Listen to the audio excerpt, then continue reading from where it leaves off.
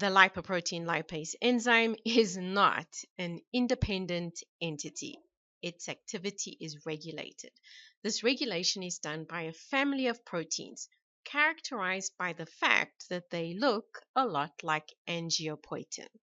Angiopoietin is a critical regulator of angiogenesis. This is the process of making new blood vessels. They've been named angiopoietin-like proteins and described numbers. There are 8 of these guys in total, but only number 3, number 4, and number 8 are involved in regulating lipoprotein lipase activity. Yes, 3 regulators and 1 worker. Sounds like a government department. Well, truth be told, LPL does need a lot of supervising because what the LPL is up to depends on where it is and the overall nutritional status of the body. When the body has just been fed, the LPLs associated with fat cells are very busy, squirreling away the fat that has come in with dinner, while the LPLs associated with the heart and muscle take it easy.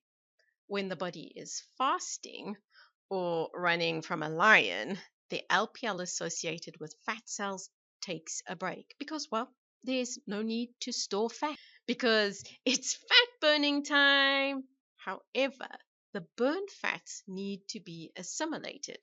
So this is when the LPL associated with the heart and the muscle must pull finger to keep everyone adequately fueled. The other time that LPL is deployed is when you're freezing your tush off. The LPLs in brown adipose tissue need to get their groove on and start burning fat to warm you up. So all those supervisors are necessary. Really? Join us for this episode of Better Body Chemistry TV as we catch up with the LPL management team so you know how to make improvements to your triglyceride levels. Better Body Chemistry TV is brought to you by Dr. Sandy, a scientist turned gremlin buster, helping you battle sugar gremlins, heifer lumps, and other health horribles through better body chemistry. Remember, small things can make a big difference to your health. So, there are 3 levels of LPL management: local, regional, and global. Let's start with the on-site supervision. Individual cells control the amount of LPL produced based on their need, and they typically need to burn fats at night. But during the day, regular sugar deliveries can supply most of their energy needs. Fat cells are always ready to store fats. It's part of their job description, although fat storing is usually a daytime activity. Now, the on-site supervisor is primarily concerned with switching things off. The guy in charge is ANGPTL4. He is produced by individual cells and keeps tabs on the levels of fatty acids coming off the triglyceride lipoproteins. When there's enough, he swings out and puts a stop to LPL activity. This process is controlled via transcription factors. Now, the reason for this precaution is an oversupply of fats in a heart cell or a muscle cell can quickly turn nasty. The same is not true for a fat cell. It's normal biology for them.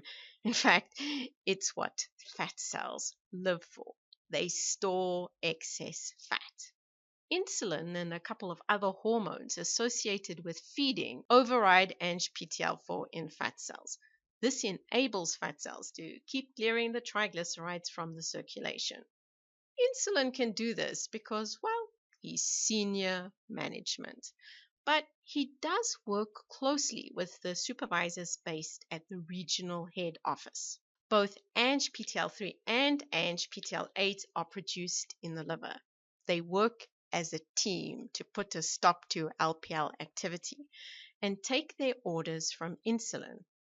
These 2 officials only circulate when insulin is out and about.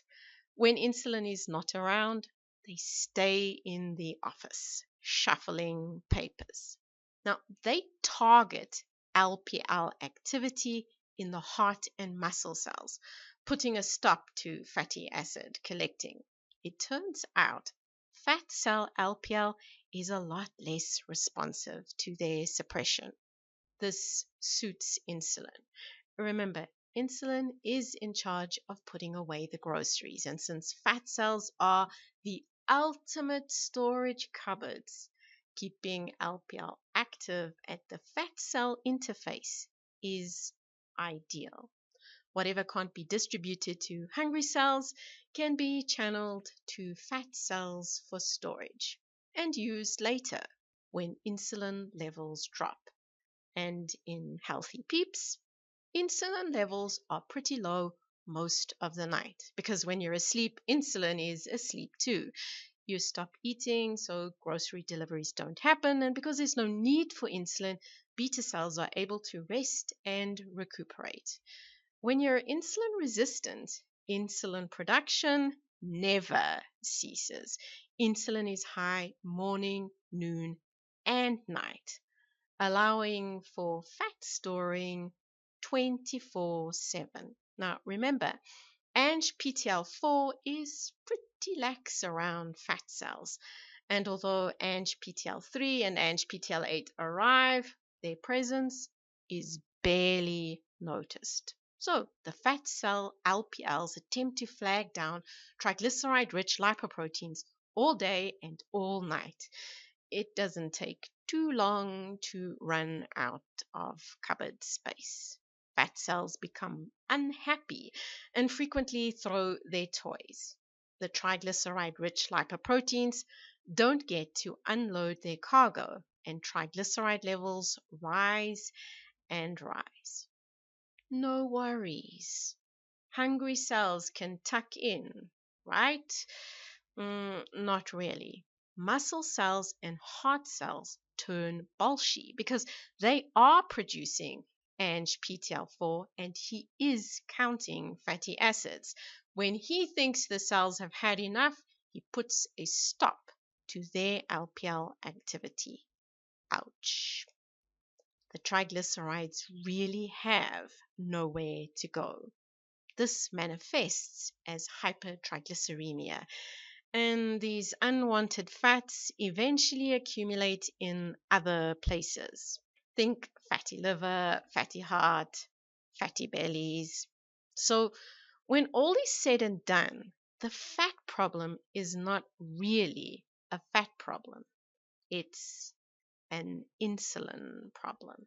And to fix the fat problem, you need to do what you can to keep insulin levels as low as possible, especially at night.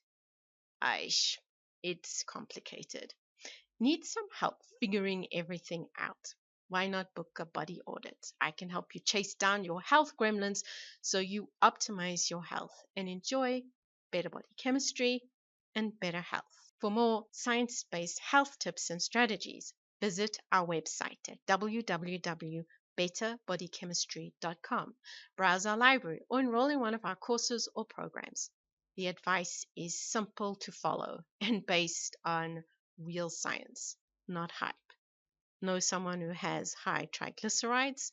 Share this video with them so they know at the heart of it, it's an insulin problem, not a fat problem. And if this is your first time here, be sure to subscribe to our channel so you catch future episodes of Better Body Chemistry TV. Thank you so much for watching, and I'll see you next time. Remember, small things can make a big difference to your health.